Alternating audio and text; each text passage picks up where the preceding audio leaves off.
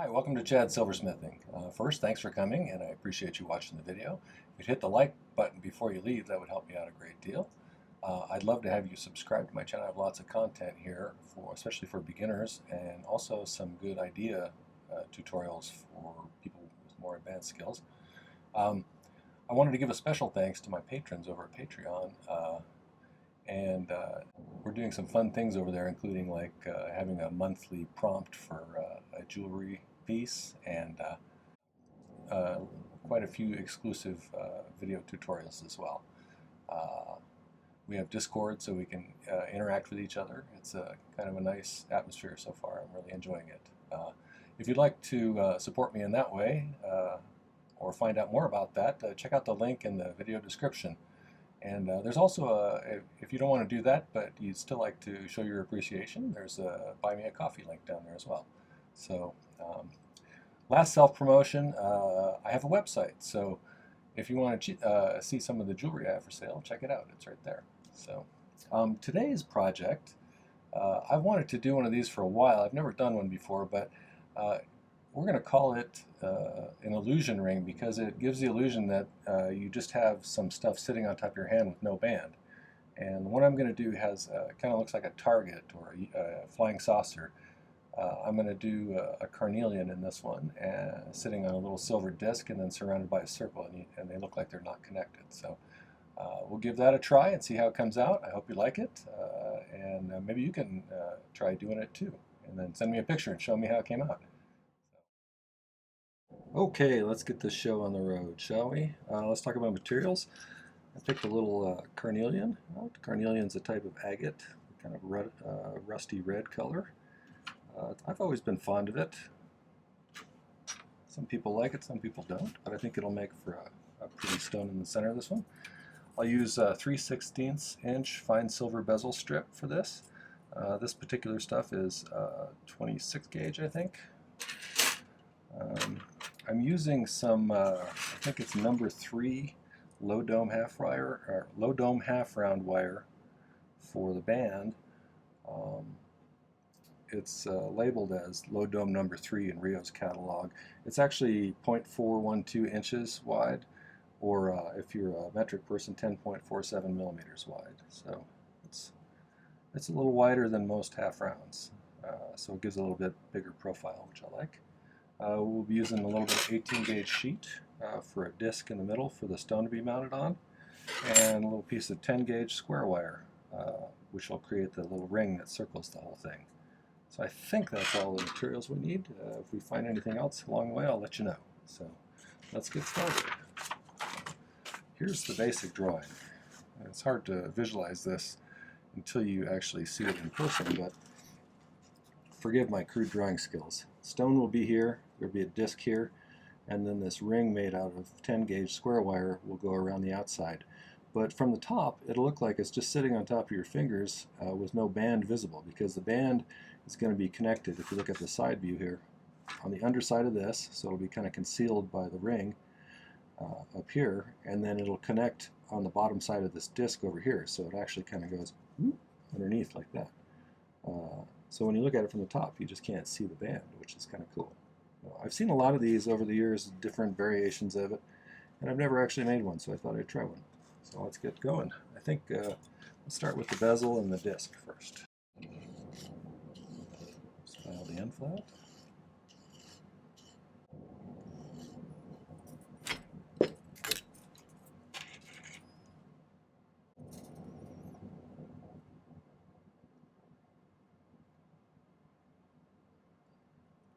Yeah, my last video I did with the pendant that I made that was inspired by a retro lamp.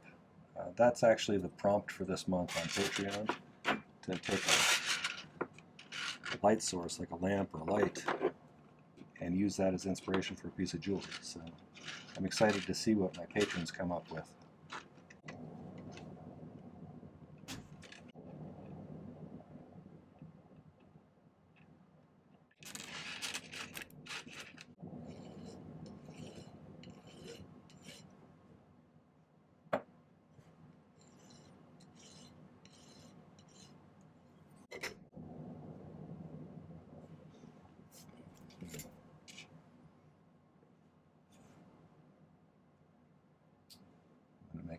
more of an angular shape to solder it. A lot of people don't do this, but I find it makes it easier for me to get a piece of solder where I want it to be. Get a nice clean solder joint.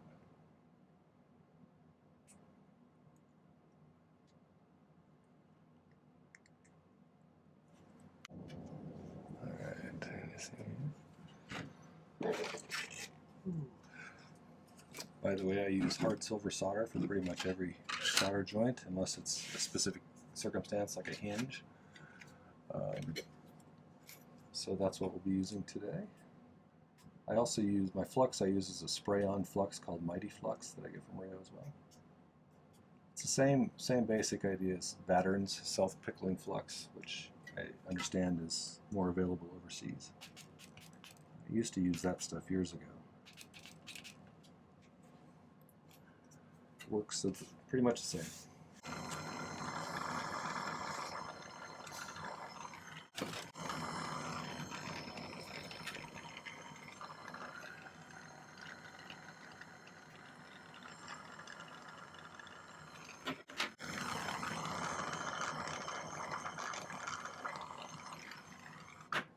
I want to thank all my current subscribers too. There's I'm coming close to 1,900 people now, which just amazes me. It's fun. I've got people who've commented from all sorts of different places, you know, different parts of the world. Spain, Mexico, Australia, UK, Russia. Where else?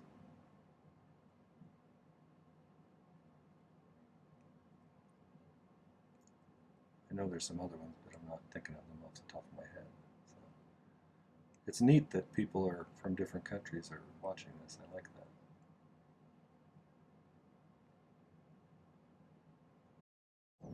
Okay, let's see if it fits. That looks pretty good. Alright, so for my drawing, I was thinking my disc may have been just a little bit big. So I might try to do something a little smaller than that. I'm going to use my disc cutter. This thing, if you've never seen these before. You just put a piece of sheet in between these two sides and then find the correct size one of these. You hit it with a hammer and it knocks a little perfect circle out. Right now that's about this size.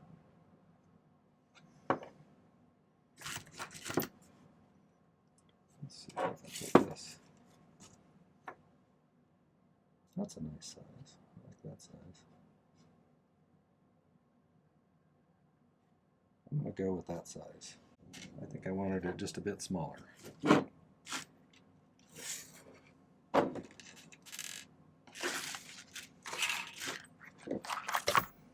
going to make another video eventually just showing this. There's not much to it, so I'm going to do this off camera.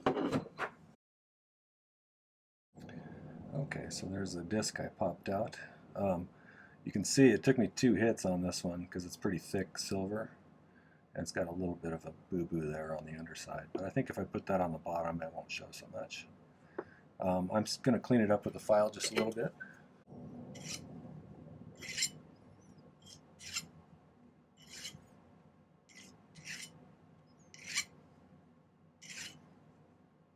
Now the trick is going to be getting this soldered right in the center. We'll see if I'm up to the task today. That's my worst downfall, is centering things or lining things up symmetrically. I struggle with that sometimes. It helps if you get your bezel nice and round too. Makes it easier to see if it's centered better. You could probably scribe a line through it after you put it in a square and use the corners as the guides, but we'll just eyeball it. And it looks like I have enough solder over here, so let's put a little flux in there. I might do a little fine tuning on the adjustment here as it dries, because when the flux boils when you're heating it up, it'll sometimes move your bezel around a little bit, so it's good to have tweezers or a pick in your hand in order to push it back into place as it dries. I try and do it a little bit so it doesn't get too crazy boily.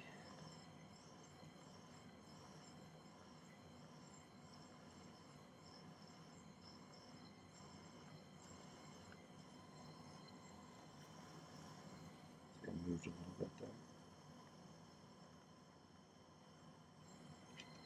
there. Can, however, when the flux is in that gooey stage, push things around a little bit.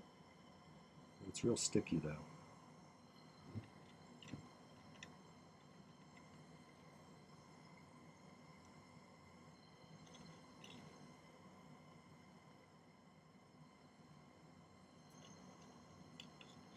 Oh, that's pretty close. Throw a couple of these guys in there, maybe 3 or 4.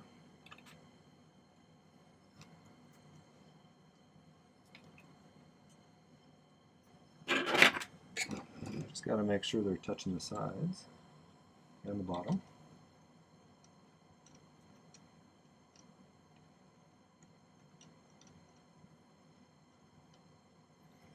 So beginners always struggle with having a thick bottom and a thin bezel on top, because it's easier to get the bezel up to the temperature where it needs to solder without being able to get the sheet on the bottom up to temperature. A lot of people use a tripod so they get underneath it.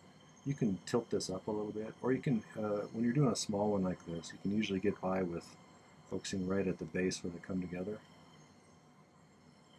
See, it's starting to flow okay without melting the bezel. If you have trouble melting the bezel, I mean you keep melting the bezel over and over again, you might check to see if you're getting that bottom sheet hot enough. Because that's a challenge for beginners sometimes. Okay.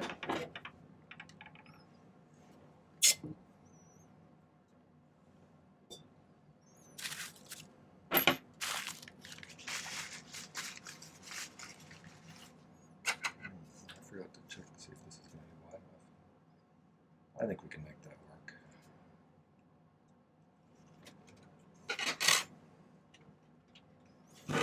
Let me see how close to the center I am here.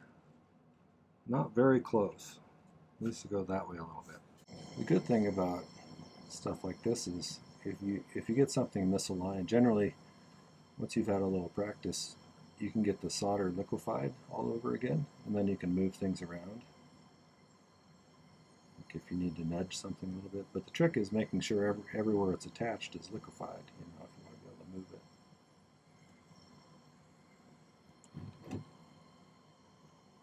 That's a little. All right, so for the square wire, I didn't want to cut off too much. In a way you can estimate if you want to make it easier. If you remember your high school geometry, the ratio between the diameter and the circumference of a circle is 3.14. And so, since that's pretty close to 3, if I just look at the width of it here, 1, 2, 3, I got plenty to get all the way around in the circle. And then I left a little extra because I was rounding down to 3 instead of 3.14. So hopefully that should be enough for us. So I'm going to snip this off a little bit. Okay, and the thing about bending square wire is when I go to bend it this way, it's trying to stretch the back side and compress the front side. So it really is trying to do a couple of difficult physical things. And so the metal will try to find an easier way to go. And the easiest way to go is if this starts to twist. So it'll try and twist on you when you start shaping it. It'll usually start to, it's tipping a little bit inwards on this side here. So you got to kind of control that as you're going if you don't want it to be a little bit weird looking when you're done. So you got to re-flatten it out as you go.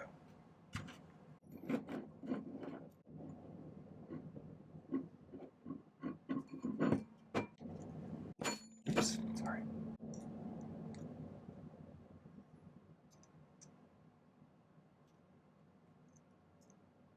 And now I'm kind of adding a twist back into shape while I'm doing this part here, because it twisted slightly. It may not be easily to see on the camera here.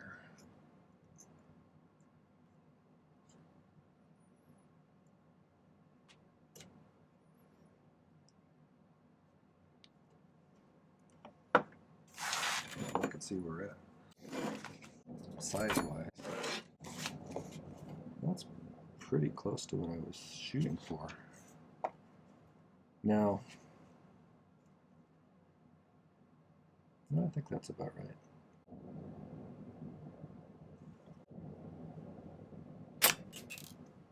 And then straight across from where I did that one, pretty close. Projectile. Okay. Now let's do a little bit of filing and get these straightened up.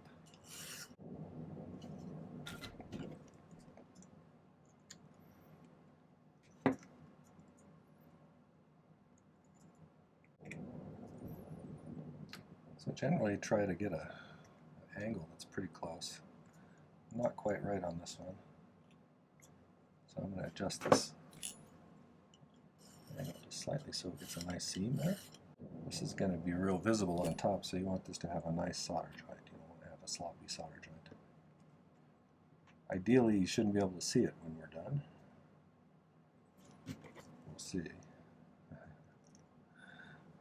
can see that this is twisted just a little bit, so I got to torque it that way a bit.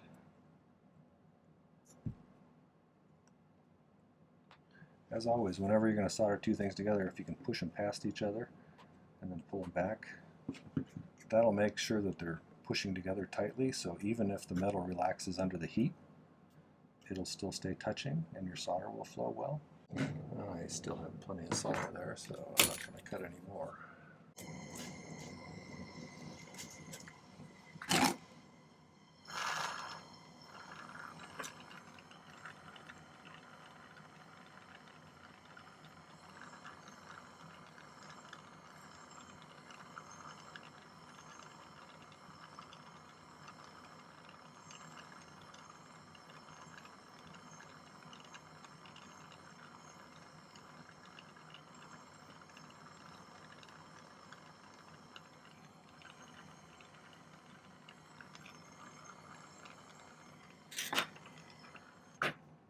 I think this honestly is going to be a pretty quick project, so it might be a good project for beginners. There's not anything super hard here to do. It's good bezel practice, and might have to do a little manhandling of some thick metal, but that's also good practice. It helps you to figure out tricks of leverage and stuff. So what I'm trying to do is make sure this is all sitting in a single plane, or as close as I can get it,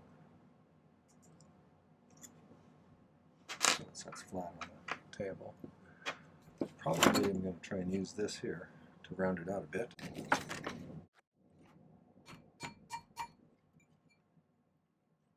Okay, I'm going to do a little cleaning up with the file, so my solder joint is no longer visible. And then I'll get it the rest of the way around, probably.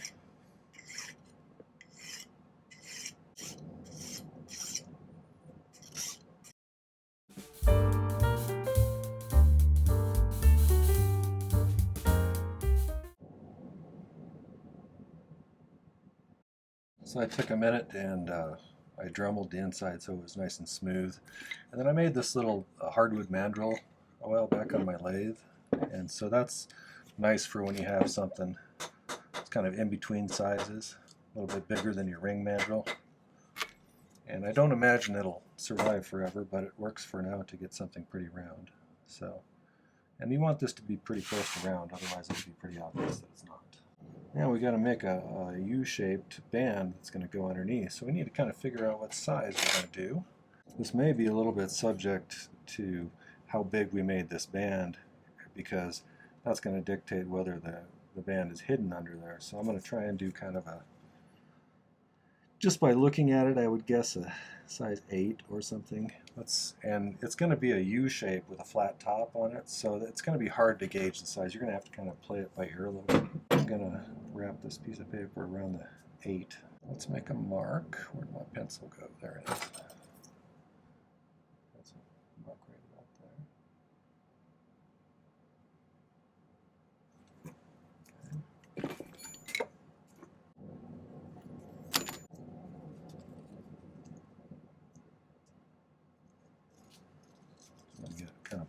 almost there. One of these sides is going to be flat because it's going to be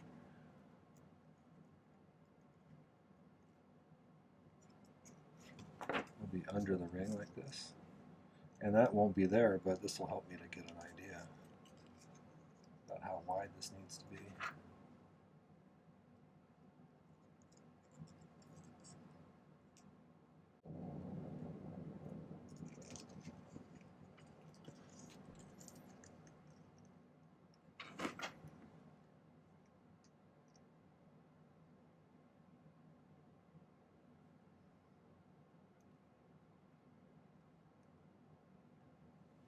So it's going to have to, I'm trying to get this so that the end of this band here doesn't show up on this side, and then I can gauge, if I get this sort of centered, about how far from here to that corner.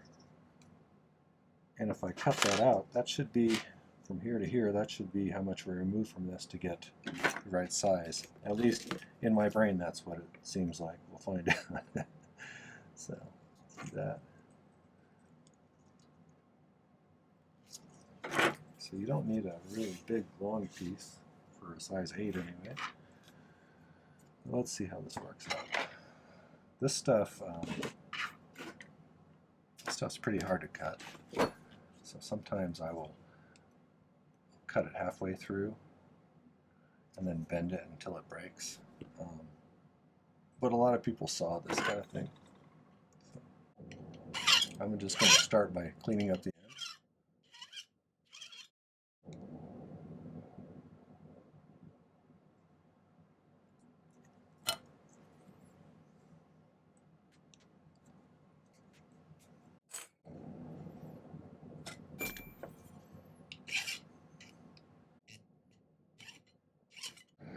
Start by trying to get it into a U shape. This stuff is kind of hard to bend, so you may need to. You can bend it part way, and then you can anneal it if you need to, and then bend it part way and anneal it, or you can use your pliers if you need to. Just be careful not to ding it up too badly. So I might do a little manual shaping here.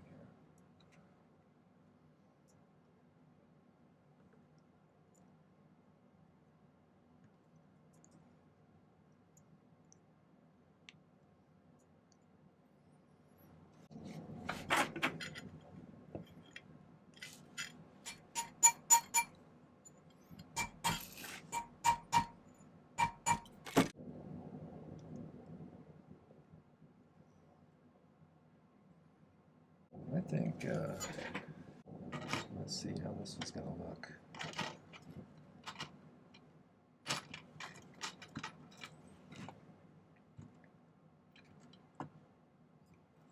It's basically going to go like this. And that looks pretty close to it as far as centering it, but in order to solder it on, I'm going to use the magnesia block because I can push this disc down into it. So it's a little bit softer surface. So I'm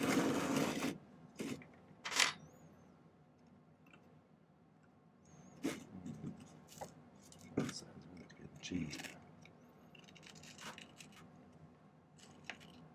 So I can kind of push it so it's about the same level as that. I may have pushed it too deep.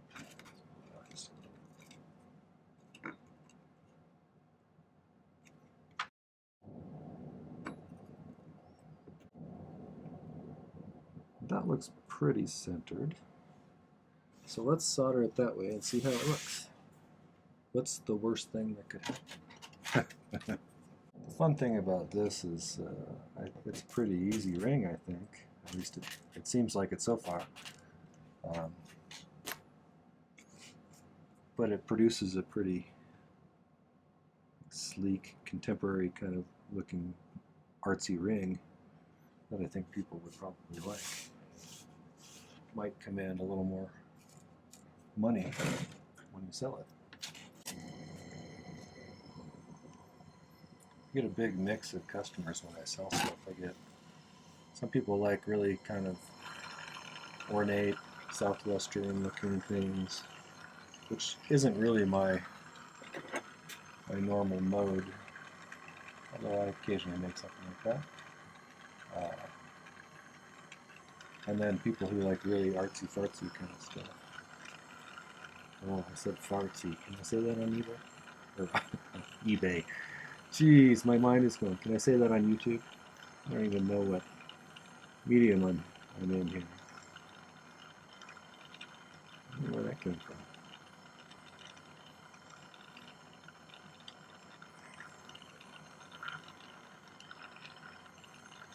There we go.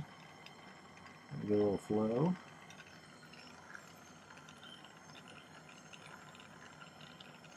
It's quite a bit of metal here, so have the torch pretty high. Takes a while to get that much mass up to temperature. Nothing like throwing a little hot piece of solder in your lap.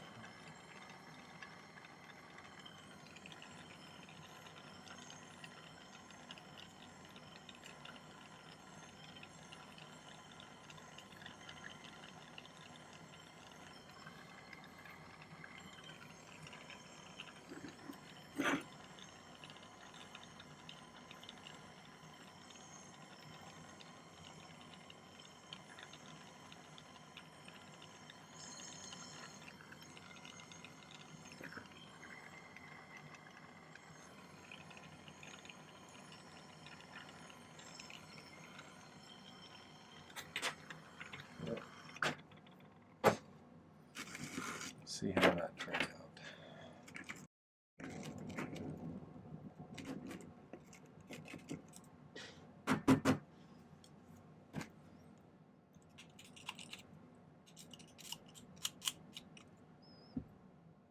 That's pretty close to the center. Not too bad.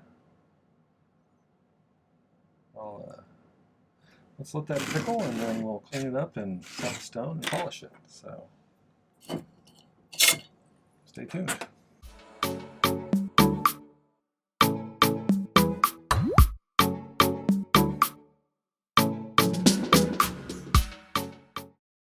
So I cleaned it up, and I left it this way because I wanted to show you how I kind of spread it open in order to polish it better. It's much easier to polish when you can have these access to these things.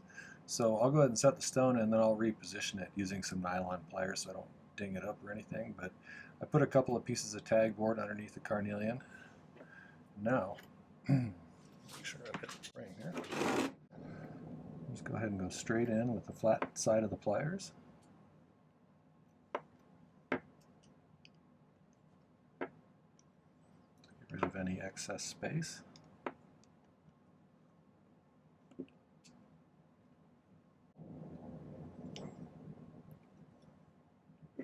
Then I'll start rolling it over.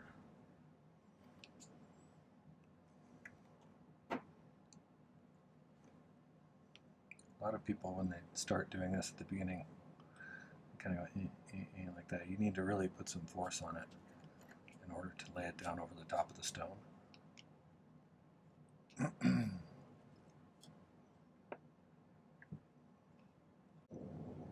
Now I'm going to do a little burnishing, and that's where I rub the top edge with the rounded part of the chain nose pliers.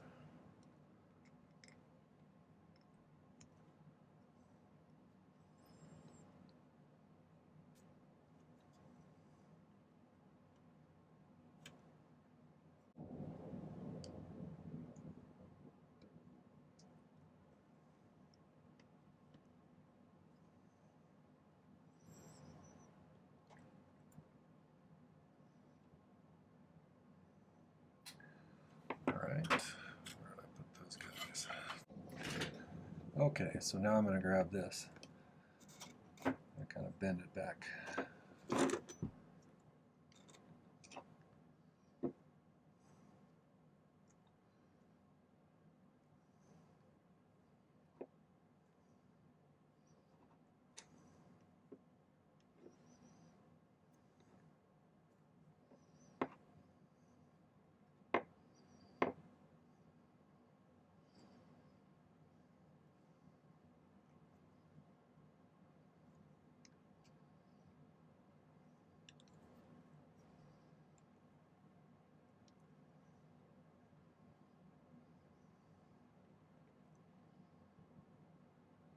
Okay, so I don't have small enough fingers to do this, but it's going to look like that, like it's just sitting on top of the hand.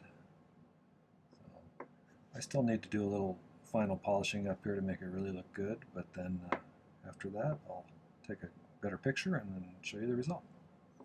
So, all right.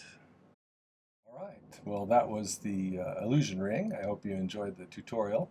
If you did, make sure to hit the like button and maybe subscribe to my channel.